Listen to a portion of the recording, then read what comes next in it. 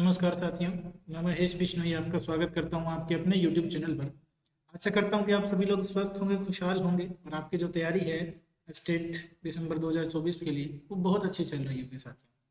जैसा कि आप सभी को पता है कि स्टेट का एग्ज़ाम बिल्कुल नज़दीक आ रहा है। आपका एग्ज़ाम जो है वो 7 और 8 तारीख को, ठीक है, 7 तारीख को पीजीटी का एग्ज़ाम होने वाला है और 8 तारीख को पीआरटी और टीजीटी का एग्ज़ाम होने वाला है। तो हमारी जो पीवाईक्यू सीरीज है उसमें हम कर रहे हैं 2000 स्टेट 2022 का क्वेश्चन पेपर। स्टेट 2022 के क्वेश्चन पेपर का ये लास्ट पार्ट होगा आज। इसको भी आज हम कंप्लीट कर लेंगे साथियों। तो इसमें क्वेश्चन नंबर 131 हमसे क्या कहता है, the amount of water produced by the combustion of 16 gram of methane is. देखो 16 ग्राम मीथेन जब 16 ग्राम मीथेन का जब कंबंशन होता है तो कितना अमाउंट ऑफ वाटर प्रोड्यूस होता है, हमें उसको बताना है। तो आपको पता है कंबंशन रिएक्शन आप 10th क्लास से पढ़ते ही आ रहे हो, उसी चीज का यहाँ पर यूज करना है आपको। ठीक है, तो हम क्या करते हैं, हम यहाँ पर लिख लेते हैं कि 16 ग्राम मीथेन। पहले तो हम वो कंबंशन रिएक्शन लिख लेते हैं। मीथेन प्लस में O2, इससे क्या प्रोड्यूस हो रहा होता है, CO2 प्लस में वाटर यानी कि H2O प्रोड्यूस हो रहा है। अगर मैं इसको बैलेंस करूं तो इधर 4 हाइड्रोजन है, इधर 2 ही है, तो मैं इसको 2 से मल्टीप्लाई कर दूंगा, 2H2 हो जाएगा। अब 2 और 2 4 ऑक्सीजन हो गए, तो इधर से भी 2 से मल्टीप्लाई कर दूंगा। ये साथियों बैलेंस्ड केमिकल इक्वेशन। अब ये कह रहा है कि इसका 16 ग्राम, ये 1 मोल रिएक्ट कर रहा है 2 मोल ऑक्सीजन के साथ, मतलब 1 मोल का मतलब इसका 16 ग्राम रिएक्ट कर रहा है किसके साथ, 64 ग्राम ऑक्सीजन के साथ। तब क्या प्रोड्यूस करेगा, 44 ग्राम आपका CO2 प्रोड्यूस करेगा साथियों, और साथ में 36 ग्राम वाटर प्रोड्यूस करेगा। तो यहाँ से सीधा सीधा आंसर हो गया, क्योंकि एक वाटर मॉलिक्यूल का कितना होता है, मास कितना होता है, 18 ग्राम। 16 और 2 18, तो 2 से मल्टीप्लाई कर देंगे 36 ग्राम, तो 16 ग्राम जब मीथेन का कंबंशन करेंगे तो कितना ग्राम वाटर मिलेगा, 36 ग्राम वाटर मिलेगा सर। सीधा सीधा आंसर था हमारे पास, 36 gram is the right answer. Clear. आगे बढ़ते हैं नेक्स्ट क्वेश्चन की तरफ। क्वेश्चन नंबर 132 हमसे क्या कहता है, ये पूछता है which of the following is carbonate ore of iron. देखो कार्बोनेट ओर के बारे में पूछ रहा है कि कौन सी आयरन की कार्बोनेट ओर है। ठीक है, किसी स्पेसिफिक की नहीं, आयरन की पूछा, मतलब किसी और की नहीं, आयरन की पूछी हुई हमसे कि आयरन की कार्बोनेट और कौन सी है साथियों। तो देखो मैंने यहाँ पर आपके लिए पूरी टेबल ही दे दी है। एल्यूमिनियम की अगर और आपको देखनी है तो बॉक्साइट और काओलिनाइट होती है। ठीक है, ये क्ले की एक फॉर्म होती है, सबके फॉर्मूले यहाँ गिवन है। तो आयरन की जो आपकी और जो होती है, जो कार्बोनेट और होती है, वो सिडेराइट होती है। वो क्या होती है, सिडेराइट होती है। यानी ऑप्शन नंबर 2 जो है ये आपका बिल्कुल इसमें क्या रहेगा, करेक्ट आंसर रहेगा साथी। यानी सिडेराइट जो है वो आपका क्या होता है, FeCO3 होता है। वो क्या होता है, FeCO3 होता है। आयरन पायराइट जो होता है ना वो FeS2। यानी पायराइट जब भी लिखा मिल जाए इसका मतलब वो सल्फाइड और है आपके पास। ठीक है, ठीक है। अब हेमेटाइट की अगर बात करें तो हेमेटाइट में क्या होता है, आपके पास Fe2O3 होता है और मैग्नेटाइट में आपके पास Fe3O4 होता है। ठीक है, Fe3O4 होता है साथियों। तो ऑप्शन नंबर 2 आपका राइट आंसर था। कार्बोनेट और जो है आयरन की वो सिडेराइट होती है। फिर आता है question number 133, the IUPAC name of the following compound is. देखो जब भी आपको दो डिफरेंट डिफरेंट फंक्शनल ग्रुप एक ही मॉलिक्यूल में गिवन हो तो आपको प्रायोरिटी ऑर्डर पता होना चाहिए। क्या पता होना चाहिए, प्रायोरिटी ऑर्डर पता होना चाहिए। प्रायोरिटी ऑर्डर में एक खास बात क्या है कि कार्बोक्सिलिक एसिड ग्रुप जो होता है ना उसको हमेशा हाईएस्ट प्रायोरिटी मिलती है। यानी सबसे पहले इसी को नंबरिंग करनी है अपने को, यही प्रायोरिटी है हमारी। तो नंबरिंग यहाँ से हो जाएगी 1 2 3 4 5 एंड 6। 6 कार्बन की चेन है हमारे पास, तो सीधी सीधी सी बात है कि 6 कार्बन की चेन तो आनी आनी है। फिर एक है हमारे पास कीटोन। जब भी कीटोन आपके पास प्रेजेंट है और उससे ज्यादा कोई प्रायोरिटी वाला ग्रुप उसके साथ प्रेजेंट है तो कीटोन कभी भी प्रीफिक्स के रूप में नहीं लगता, तो कीटोन के लिए सफिक्स लगेगा। अब कीटोन के लिए सफिक्स क्या लगेगा साथियों, कीटोन का सफिक्स होता है ऑक्सो। क्या होता है, ऑक्सो। यानी सीओ ग्रुप का जो सफिक्स लगता है वो क्या लगता है, ऑक्सो लगता है। तो ऑक्सो कहाँ कहाँ दिया हुआ है, हमें सिर्फ एक ही ऑप्शन में दिया हुआ है, तो वही हमारा राइट आंसर हो जाएगा। ऑप्शन नंबर 2 जो है वो इसका राइट आंसर रहेगा साथियों। ठीक है, 5 ऑक्सो, 5 पे ऑक्सो लगाए और 6 कार्बन की चेन है हेक्सेनोइक एसिड। ठीक है, ये इसका करेक्ट आईयूपीएसी नेम हो जाएगा। क्लियर। देखो सेम वही चीज, पहले आयरन की और पूछी थी कार्बोनेट वाली, अब पूछा काउलिनाइट किसकी और होती है, यानी अब मेटल पूछ लिया। तो और वाले से ही दो क्वेश्चन आए थे 2022 में। देखो मैंने फिर वही बताया था तुम्हें कि काउलिनाइट किसकी ओर है, एल्यूमिनियम की ओर होती है साथी। तो सीधा सीधा आंसर आ गया हमारा क्या, aluminium is the correct answer. ठीक है। अब आपको लिखना ना पड़े इसलिए मैंने ये टेबल ही साथ में ऐड कर दी कि जैसे ही आप इस शीट को देखोगे आपके पीडीएफ के अंदर, जब भी आप इसको देखोगे पीडीएफ आपको मिल जाएगी साथियों टेलीग्राम चैनल पर। अपने टेलीग्राम चैनल का लिंक डिस्क्रिप्शन में है। हर एक क्वेश्चन का सॉल्यूशन वहीं आपको मिल जाएगा पीडीएफ फॉर्मेट में। जो भी क्लास हो रही है आज वो आपको पीडीएफ फॉर्मेट में वहाँ मिल जाएगी, ठीक है। तो आपको अलग अलग से लिखने की जरूरत नहीं है, आपके नोट्स ऑलरेडी तैयार मिलेंगे आपको। आपको बस इनको याद रखना है एक जगह ही, ठीक है। क्लियर। आगे बढ़ते हैं क्वेश्चन नंबर 135 की तरफ साथियों। The correct order of energy of two S orbitals of the following. ये रिपीट हो चुका है क्वेश्चन भाई, ये एच टेट के अंदर रिपीट हो चुका है कि अगर आपके पास सेम बात है, सेम सबसेल के ऑर्बिटल जो है उनकी एनर्जी जो होती है वो जैसे जैसे एटॉमिक नंबर बढ़ता है वैसे वैसे इंक्रीज करती है। क्या चीज है मैं आपको लिख के बता देता हूँ कि होता क्या एक्चुअल में। दी energies of the orbitals of same subshell, orbitals of same subshell, ठीक है। the energies of the orbital in the same subshell decrease with increase in atomic number, increase in atomic number, या फिर आप कह सकते हो z effective भी, ठीक है। एनसीईआरटी में डायरेक्ट स्टेटमेंट भी मिल सकती है आपको ये, ठीक है। तो जैसे जैसे एटॉमिक नंबर बढ़ेगा एनर्जी ऑफ द ऑर्बिटल भी बढ़ेगी। तो correct order of energy of two S orbital का ऑर्डर क्या रहेगा, करेक्ट ऑर्डर क्या रहने वाला है साथियों, वो आपको देख लेना है, ठीक है। वो आपको क्या करना है इसमें देख लेना है।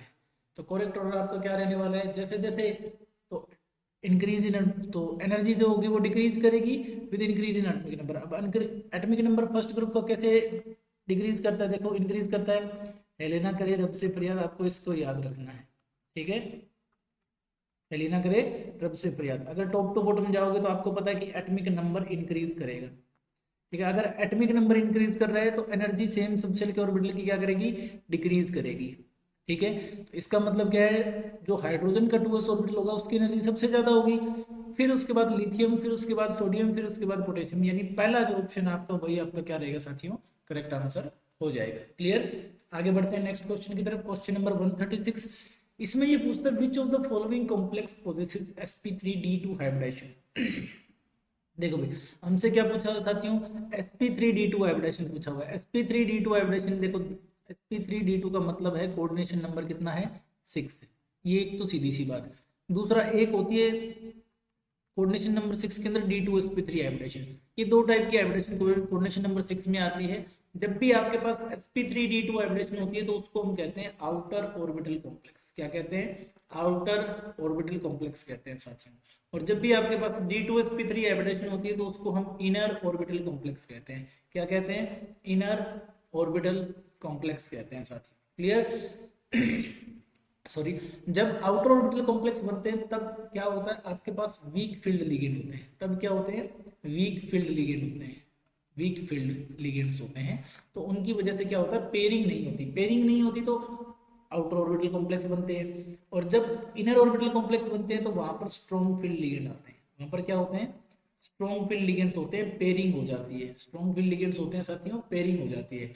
अब इनके अंदर बात करें तो सबसे वीक फील्ड लिगेंड जो होता है स्पेक्ट्रोकेमिकल सीरीज में वो यही होता है, फ्लोराइड आयन। मतलब इनके अकॉर्डिंग जो 4 लिगेंड हमें दिए हैं, फ्लोराइड, अमाइन, ऑक्सलेट और साइनाइड। तो साइनाइड तो मोस्ट स्ट्रॉन्गेस्ट फील्ड लिगेंड है इन चारों में से, ठीक है। उसके बाद अमोनिया की बारी आएगी, फिर ऑक्सलेट की बारी आएगी, फिर फ्लोराइड की। मतलब ये वाला ऑर्डर होता है, ठीक है। Increasing order of field strength अगर मैं करूं तो ये वाला ऑर्डर रहेगा साथियों इसका, ठीक है। ये लिगेंड की फील्ड स्ट्रेंथ का ऑर्डर है। किसका ऑर्डर है, field strength of the ligand की बात कर रहे हैं। तो जो जितना वीक फील्ड लिगेंड उतना ही आउटर ऑर्बिटल कॉम्प्लेक्स बनाने के चांस ज्यादा है, यानी sp3d2 हाइब्रिडेशन बनाने के चांस ज्यादा। तो सीधा सीधा आंसर इसका आ जाएगा आपका ऑप्शन COF6 3 माइनस जो होगा वही आपका क्या रहेगा साथियों, राइट आंसर इसके अंदर हो जाएगा।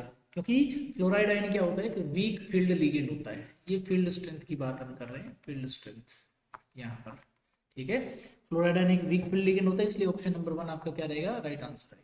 क्लियर। फिर आता है आपके पास क्वेश्चन नंबर 137। क्वेश्चन नंबर 137 में आपसे क्या पूछा हुआ है कि in the following disproportionation reaction. देखो सीधी सी बात क्या कहता है, डिसप्रपोर्शनेशन रिएक्शन। डिसप्रपोर्शनेशन रिएक्शन का मतलब क्या होता है कि सेमी एलिमेंट का तो ऑक्सीडेशन हो जाए, उसी का रिडक्शन हो जाए। ऑक्सीडेशन स्टेट पूछिए फॉस्फोरस की, P4 में, PH3 में, H3H2PO2 माइनस में। तो देखो P4 सॉलिड जब दिया है तो यहाँ पर ऑक्सीडेशन स्टेट जो होगी वो होगी 0। अपनी एलिमेंटल स्टेट के अंदर फॉस्फोरस है, फॉस्फोरस P4 की फॉर्म में मिलता है, ठीक है। तो इसकी ऑक्सीडेशन स्टेट यहाँ पर रहेगी 0। तो पहला ऑप्शन तो 0 होना चाहिए, यानी फर्स्ट और सेकंड तो वैसे ही कट हो गए क्योंकि पहले में P की 0 नहीं है, ऑब्वियस है। फिर PH3 की बात आ गई साथियों, किसकी बात आ गई? PH3 की बात आ गई। अगर बात करते हैं PH3 की, तो PH3 में क्या होता है कि आपका जो हाइड्रोजन होता है उसके ऊपर +1 चार्ज होता है, 3 हाइड्रोजन है +3 है, तो इसके ऊपर -3 चार्ज आ गया। इसका मतलब ऑक्सीडेशन स्टेट कितनी हो जाएगी फॉस्फोरस की? -3। इसको निकालते कैसे? इसको x मान लिया।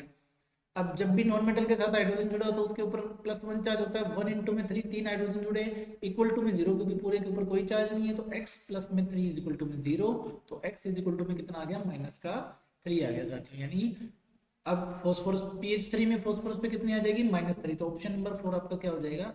राइट आंसर बिल्कुल हो जाएगा साथियों, क्योंकि इसी में सारे 0 -3 इसी में है। और फिर यहाँ तो पता ही चल जाएगा कि कितनी है, +1 आती है। कैसे आती है इसको भी निकाल के दिखा देते हैं। H2PO2-, ठीक है। थोड़ा सा चेंज किया, जो एनसीईआरटी में इक्वेशन दे रखी है ना उसमें क्या होता है? HPO2 होता है, यहाँ H2PO2 दे रखा है, तो उसका फर्क जरूर पड़ेगा। तो अब एक हाइड्रोजन पे कितना चार्ज होता है? +1। कितने से मल्टीप्लाई करना है? 2 से। प्लस में फॉस्फोरस की मान ली हमने ऑक्सीडेशन स्टेट x, प्लस में ऑक्सीजन पे कितना होता है जनरली? -2 तक कितने ऑक्सीजन है? 2 है, और इक्वल टू में कितना है? -1 है। 2 प्लस में x -4 equal to -1, x -2 equal to -1, x equal to 2 -1 यानी 1, ठीक है। कितना आ जाएगा? प्लस का 1 आंसर आ जाएगा। तो यही ऑप्शन आपका करेक्ट रहेगा, फोर्थ वन। ये आगे बढ़ते हैं क्वेश्चन नंबर 138 की तरफ।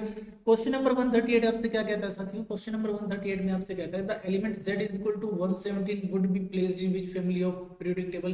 देखो मैंने क्या कहा था कि आपको 118 नंबर को याद रखना है। z is equal to 118 number होता है ना, वो नोबल गैस में, नोबल गैस फैमिली के अंदर काउंट करते हैं उसको, नोबल गैस फैमिली के अंदर, ठीक है। 118वां एलिमेंट जो होता है इसका एटॉमिक नंबर 118, वो नोबल गैस में आता है। तो अगर z इज इक्वल टू 117 होगा तो उससे पहले फैमिली में आएगा, यानी हेलोजन फैमिली में आएगा। किसमें आएगा? हेलोजन फैमिली के अंदर आएगा। सीधा सीधा सा आंसर था इसका कि आप हेलोजन फैमिली में इसको काउंट कर सकते हो 117 को। क्लियर? आसान सा क्वेश्चन। आगे बढ़ते हैं क्वेश्चन नंबर 139 की तरफ। क्वेश्चन नंबर 139 में आपसे क्या पूछा हुआ है?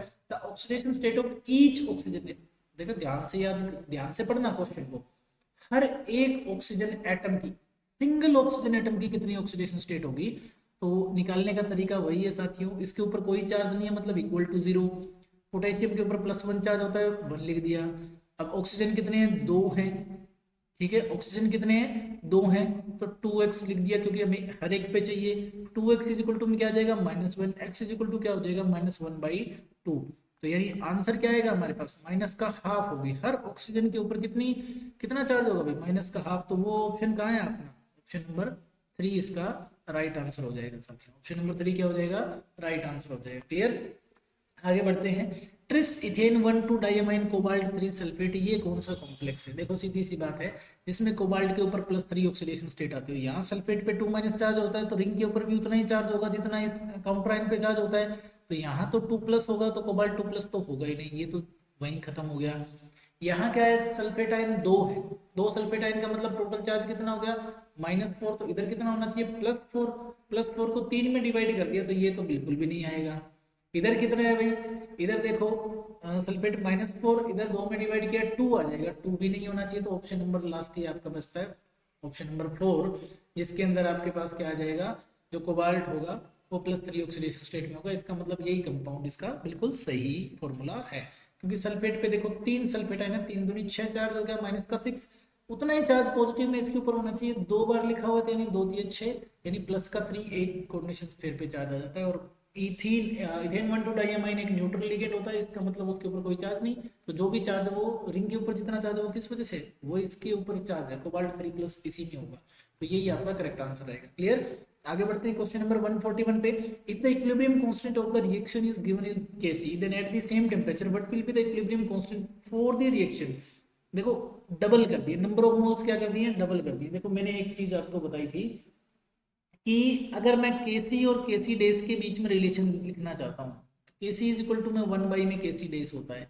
यानी अगर मैं, ये किसके लिए होता है? फॉर इनवर्स रिएक्शन या फॉर रिवर्स रिएक्शन।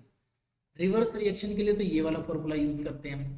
लेकिन जब भी हम पूरी रिएक्शन को, सपोज करो मेरे पास ए प्लस बी प्लस इससे क्या बन रहा है, सी बन रहा है, प्लस में डी बन रहा है। ये A small A B C D जो है ना, ये स्टोइकियोमेट्रिक कोएफिशिएंट है। अगर मैं इसको एन से मल्टीप्लाई कर दूं, एन ए प्लस में एन बी प्लस में एन सी प्लस में एन डी, तो अगर मैं इसको पूरे को एन से मल्टीप्लाई कर रहा हूँ तो के सी इक्वल टू क्या हो जाएगा, के सी डेज की पावर एन हो जाएगा। क्या हो जाएगा, के सी डेज की पावर एन हो जाएगा। ये सिंपल सा रिलेशन होता है, आपको याद रखना है।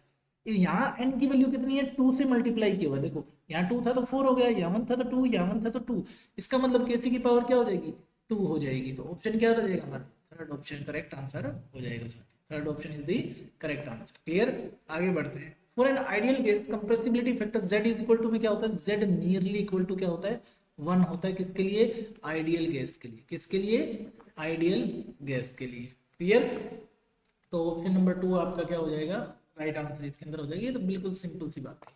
क्वेश्चन नंबर 143 में आपसे पूछता है, which of the following species do not show disproportionation reaction. तो डिस्प्रपोर्शनेशन रिएक्शन इसी पेपर में 2 बार आ गई है, ये डिस्प्रपोर्शनेशन रिएक्शन यानी रेडॉक्स वाले चैप्टर में ये वाली बहुत इंपॉर्टेंट होती है। अब देखो इसमें क्या पूछा हुआ है हमसे कि कौन सी नहीं शो करती, नहीं शो करेगा इसमें से कौन सी स्पीसीज।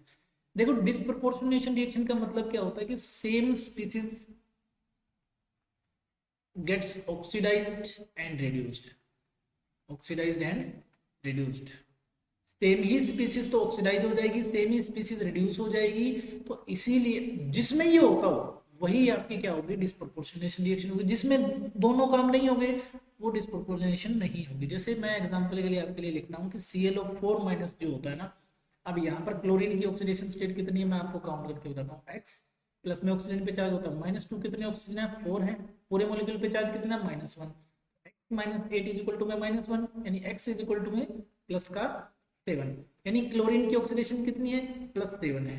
क्या क्लोरीन की इससे ज्यादा ऑक्सीडेशन स्टेट हो सकती है, ये इसकी मैक्सिमम ऑक्सीडेशन स्टेट है। Maximum oxidation state of chlorine, ये क्या है, maximum oxidation state of chlorine, क्योंकि उसकी वैलेंस शेल में 7 इलेक्ट्रॉन होते हैं, तो इससे ज्यादा तो शो ही नहीं कर सकता।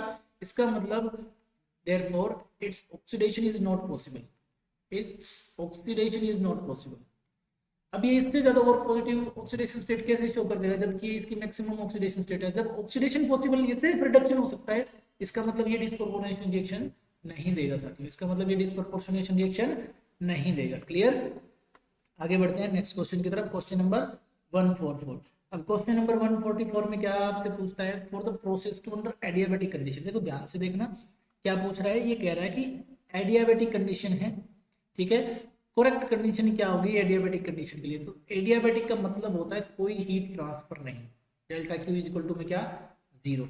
एडियाबेटिक का मतलब क्या होता है साथियों, एडियाबेटिक का मतलब होता है no heat transfer, no heat transfer, यानी किसी भी तरीके की कोई हीट ट्रांसफर नहीं होगी, यानी Q की वैल्यू क्या रहेगी 0 रहेगी साथियों। तो ये आपकी एडियाबेटिक प्रोसेस का रिप्रेजेंट करता है। क्लियर, आगे बढ़ते हैं क्वेश्चन नंबर 145 की तरफ। क्वेश्चन नंबर 145 में हमसे क्या पूछा हुआ है साथियों, इसमें हमसे पूछा हुआ विच of the following is not an example of first order reaction. इनमें से फर्स्ट ऑर्डर कौन सी नहीं है, तो भाई आपको देखते ही समझ जाना चाहिए था। ऑप्शन नंबर 4 जो है ना, ये 0 ऑर्डर रिएक्शन का एग्जाम्पल है। ये किसका एग्जाम्पल है, ये 0 ऑर्डर का एग्जांपल है, 0 ऑर्डर रिएक्शन का एग्जांपल है, जिसमें आपका थर्मल डिकम्पोजिशन होता है अमोनिया का on the surface of a catalyst platinum.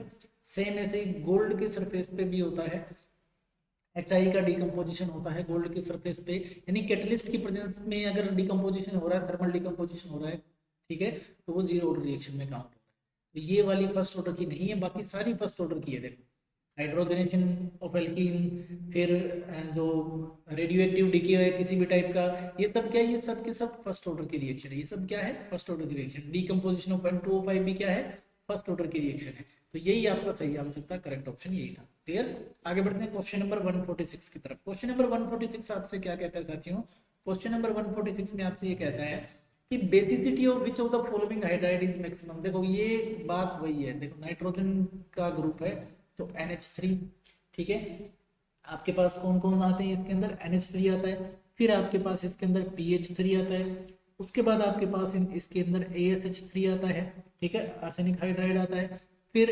SbH3 आता है, एंटीमनी हाइड्राइड आता है, फिर बिस्मथ हाइड्राइड आता है। अगर मैं टॉप टू बॉटम जा रहा हूँ ऐसे बात कर रहा हूँ, ये टॉप टू बॉटम की बात कर रहा हूँ। तो जैसे जैसे टॉप टू बॉटम जाते हैं तो आपका क्या होता है, size of central atom increase होता है। Size of central atom increases from top to bottom. जब टॉप टू बॉटम की तरफ जाते हैं ना तो सेंट्रल एटम का साइज इंक्रीज हो जाता है, क्योंकि सीधी सी बात है, ऑब्वियस है भाई, एटॉमिक नंबर बढ़ रहा होता है, साइज बढ़ेगा टॉप टू बॉटम। ठीक है, साइज बढ़ता है तो उनके ऑर्बिटल मोर डिफ्यूज हो जाएंगे। इसकी वजह से क्या होंगे, orbitals become more diffused, orbitals become more diffused, ज्यादा डिफ्यूज्ड ऑर्बिटल रहेंगे। और अगर ज्यादा डिफ्यूज्ड ऑर्बिटल होंगे तो क्या होगा, न्यूक्लियोफिलिसिटी जो होगी लोन पेयर की वो लेस डेंसर होगी over bigger atom. Therefore therefore nucleophilicity nucleophilicity of the lone pair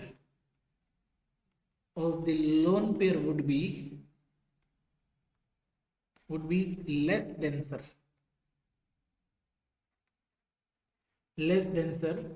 over bigger atoms, क्योंकि एटम का साइज जितना बड़ा होगा उसकी जो इलेक्ट्रॉन डेंसिटी है वो उतनी बिखर जाएगी, तो न्यूक्लियोफिलिसिटी क्या हो जाएगी, डेंसर होती चली जाएगी। ठीक है, लेस डेंसर होती चली जाएगी और इसीलिए बेसिक स्ट्रेंथ डिक्रीज हो जाएगी, and therefore basic strength decreases, और इसीलिए बेसिक स्ट्रेंथ क्या कर जाएगी, डिक्रीज कर जाएगी। देखो टॉप टू बॉटम, अब नाइट्रोजन फैमिली के अंदर जब भी टॉप टू बॉटम जाओगे, नाइट्रोजन फैमिली की बात कर रहा हूँ, टॉप टू बॉटम की बात कर रहा हूँ साथियों, तो बेसिक करेक्टर डिक्रीज होगा, बेसिक करेक्टर डिक्रीज करेगा, रिड्यूसिंग करेक्टर इंक्रीज होगा। रिड्यूसिंग करेक्टर क्या होता है, इंक्रीज करता है। थर्मल स्टेबिलिटी डिक्रीज करेगी, थर्मल स्टेबिलिटी डिक्रीज होगी, थर्मल स्टेबिलिटी डिक्रीज होगी। साथियों ये तीन चीजें जो बार बार पूछी जाती हैं वो बार बार आपको ना बतानी पड़े, इसलिए तीनों एक साथ ही बता। तो यहाँ सबसे बेसिक कौन हो जाएगा, इसका मतलब अमोनिया सबसे क्या हो जाएगा, बेसिक हो जाएगा। पूरे ग्रुप में अमोनिया क्या है, मोस्ट बेसिक। ठीक है, बेसिसिटी किसकी मैक्सिमम है, अमोनिया की। क्लियर, आगे बढ़ते हैं। The number of angular nodes, angular node के नंबर पूछे हैं आपसे कि कितने total number of angular node होते हैं अगर डी ऑर्बिटल की बात करें। तो डी ऑर्बिटल के लिए अगर मेरे पास डी ऑर्बिटल है 4, डी ऑर्बिटल एल की वैल्यू होती है वो होती है 2 के इक्वल। एल की वैल्यू डी सब शेल के लिए कितनी होती है, 2 होती है। और अगर एल की वैल्यू 2 है तो जितनी एल की वैल्यू होती है उतने ही एंगुलर नोड भी होते हैं, उतने ही क्या होते हैं साथियों, एंगुलर नोड भी होते हैं। तो हमारा आंसर क्या आ जाएगा, बिल्कुल सही सही सा 2 आंसर आ जाएगा। तो रेडियल नोड कितने होते हैं फिर, एंगुलर नोड के साथ रेडियल नोड भी तो होते हैं। रेडियल नोड होते हैं n minus L minus one. Total node अगर कभी काउंट करने को कह दिया जाए तो कैसे निकालोगे, टोटल नोड होते हैं आपके लिए n माइनस वन। क्लियर, तो यानी इन दोनों के लिए आपको n की वैल्यू पता होनी जरूरी है। क्लियर है, तो यहाँ ऑप्शन नंबर हमारा 3 राइट रहेगा।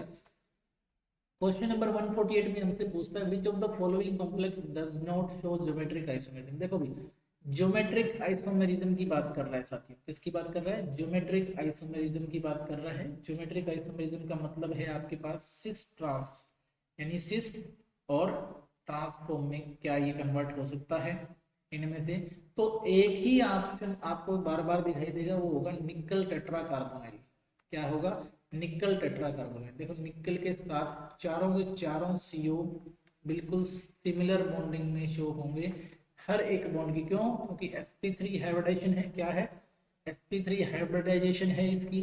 ठीक है, और sp3 हाइब्रिडाइजेशन होने की वजह से क्या होगा, जो इक्विवेलेंट पोजीशन है, बॉन्ड की जो पोजीशन है एक दूसरे के विद रिस्पेक्ट में स्पेस में, वो बिल्कुल क्या होती है, सिमिलर होती है।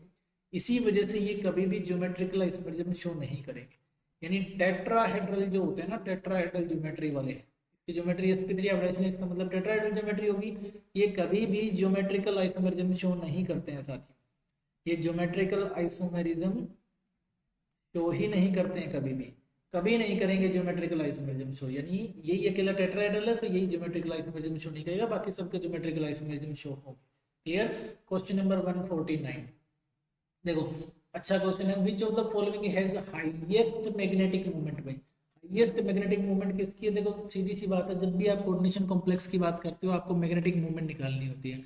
मैग्नेटिक मूवमेंट हम जनरली डी ब्लॉक एलिमेंट्स के साथ हम क्या करते हैं, हम सिर्फ स्पिन ओनली मैग्नेटिक मूवमेंट निकालते हैं, जिसका फॉर्मूला होता है √n × n+2, जहां पर n आपका होता है number of unpaired electron. n क्या होता है? Number of unpaired electrons. लेकिन अकेला n आप कब निकाल पाओगे? आपको जब फील्ड स्ट्रेंथ पता होगी। आपको क्या पता होगी? फील्ड स्ट्रेंथ पता होगी। देखो साइनाइड जो लिगेंड होता है, साइनाइड लिगेंड जो होता है वो एक स्ट्रॉन्ग फील्ड लिगेंड होता है। ये क्या करवा देता है? पेयरिंग करवाता है, पेयरिंग ऑफ इलेक्ट्रॉन्स करवा देता है। वहीं फ्लोराइड लिगेंड जो होता है वो आपका वीक फील्ड लिगेंड होता है साथियों। क्या होता है? वीक फील्ड लिगेंड होता है, डू नॉट पेयर।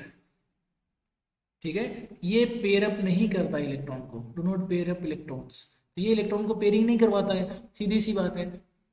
जिसमें पेयरिंग नहीं होगी उसी में maximum number of electron unpaired रहेंगे। अब देखो MnCn6- जो है, MnCn6 जो है और 3- जो है, इसके अंदर Mn जो है वो किसमें है? +3 ऑक्सीडेशन स्टेट में है।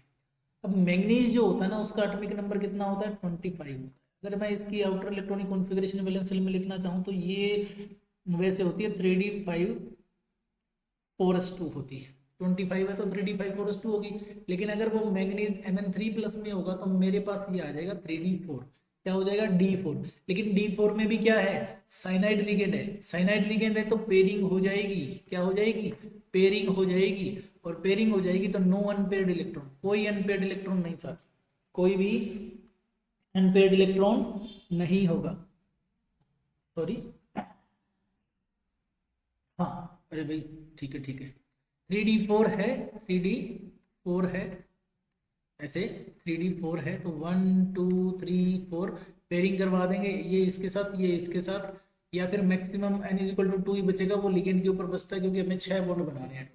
अगर एक को बना देंगे तो D2sp3 हाइब्रिडेशन हो जाएगी, D2 दो D यूज होंगे, ये वाला इसके साथ पेयर हो जाएगा, ये बच जाएंगे दो। तो ये दो जो बच जाएंगे, दो ही अनपेयर्ड इलेक्ट्रॉन होंगे। दो अनपेयर्ड इलेक्ट्रॉन के लिए 2.72 बोर मैग्नेटॉन आपकी मैग्नेटिक मूवमेंट रह जाती है।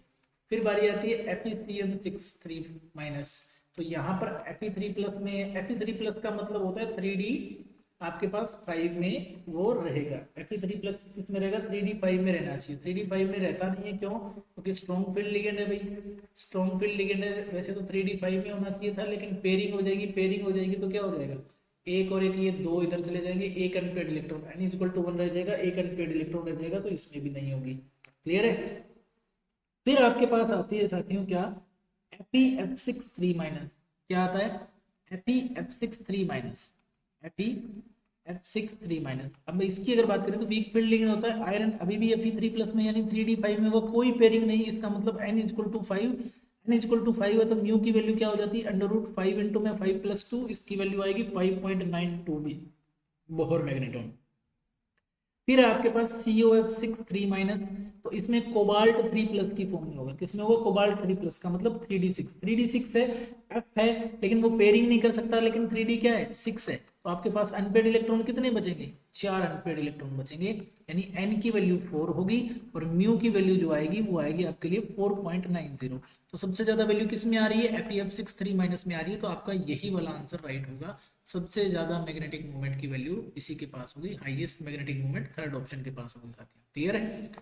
तो आगे बढ़ते हैं आज के लास्ट क्वेश्चन की तरफ साथियों। 2022 का जो पेपर है उसका लास्ट क्वेश्चन है, which of the following has sp3d hybridization. इसमें से sp3d हाइब्रिडेशन किसकी है?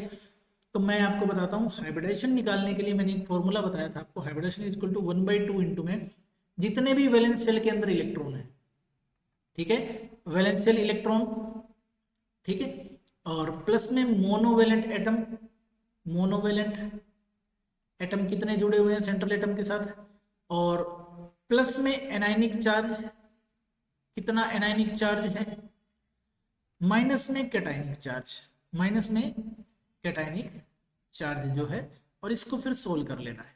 तो ये जो है आपका हाइब्रिडेशन निकालेगा। तो पहली जो हाइब्रिडेशन है वो किसकी है? NH4+ की है। चलिए निकालते हैं। तो हाइब्रिडेशन का फॉर्मूला अप्लाई कर देते हैं। 1/2 इंटू में वैलेंस शेल के इलेक्ट्रॉन कितने, नाइट्रोजन के पास कितने वैलेंस शेल के इलेक्ट्रॉन होते हैं? 5। अब कितने मोनोवेलेंट एटम है? 4, और एक पॉजिटिव चार्ज है तो कैटायन के चार्ज को माइनस कर देना है। तो 8/2 4 आया। जब भी स्टेरिक नंबर 4 होता है इसका मतलब हाइब्रिडेशन क्या हो जाएगी? sp3 हो जाएगी साथियों। तो NH4+ की हाइब्रिडेशन क्या है, sp3 है। सेकंड ऑप्शन हमारे पास क्या है, SF4 है साथियों। सेकंड ऑप्शन क्या है, SF4 है। तो इसकी अगर मैं हाइब्रिडेशन निकालूं तो क्या आएगा, 1/2 इंटू में सल्फर की वैलेंस शेल में 6 इलेक्ट्रॉन होते हैं, प्लस में कितने मोनोवैलेंट एटम से जुड़ा हुआ है, 4 से, 4 फ्लोराइड आयन। ठीक है, तो ये हो गया 10/2 यानी कि 5। इसका मतलब sp3d हाइब्रिडेशन, तो यही हमारा क्या होगा, राइट आंसर होगा। लेकिन फिर भी मैं बाकियों को निकाल के दिखा देता हूँ। जैसे XeF4 है, इसकी हाइब्रिडेशन अगर मैं निकालूं तो वो कितनी आएगी साथियों, 1/2 इंटू में जिनोन की वैलेंस शेल में 8 इलेक्ट्रॉन होते हैं, प्लस में 4 आपके पास कौन से मोनोवैलेंट एटम है, तो 8 और 4 12, 12/2 इसका मतलब आया 6, 6 का मतलब होता है sp3d2 हाइब्रिडेशन। क्या हो गया, sp3d2 हाइब्रिडेशन। फिर फोर्थ आया आपके पास XeOF4, ऑक्सो एसिड है जिनोन का।